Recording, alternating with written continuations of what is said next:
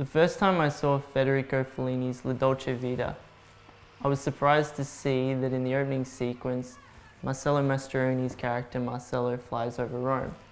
En route, he spots 4 women in bikinis at a rooftop pool, 2 of whom have armpit hair.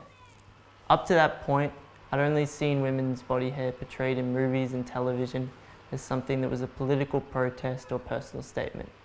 This was the first time that I saw women's body hair as something that wasn't that big of a deal, as the ultimate man's man, Marcello Mastroianni, didn't seem to mind at all. But the reality is, most men aren't like Marcello, and they do mind. In one study, about 95% of men chose the picture of the woman without body hair over the picture of the woman with body hair when asked to pick who they thought was more attractive.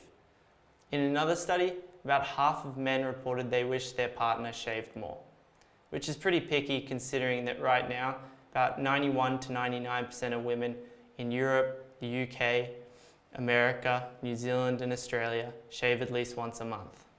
The connection between body hairlessness and this collective perception of beauty is so strong that it now stretches well beyond just female standards of beauty.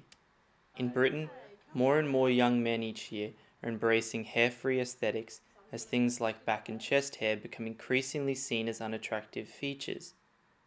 Polls put the percentage of men who now get their bodies waxed at between 16 to 33% in the UK.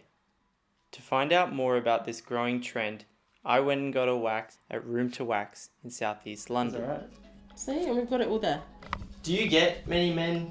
Loads. Loads? Yeah, it's becoming such a popular... Really? Yeah, like this whole thing about it just being a woman's thing, that's not Yeah. it anymore. Like, no way. It's just everyone's waxing.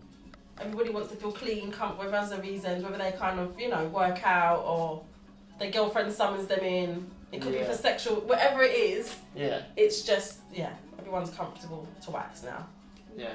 And is it a real mixed bag of like the reasons why? Like, are some doing it, because they're working out or... Yeah, a mixed bag, but generally I think men just want to feel, men say they want to feel clean. Yeah.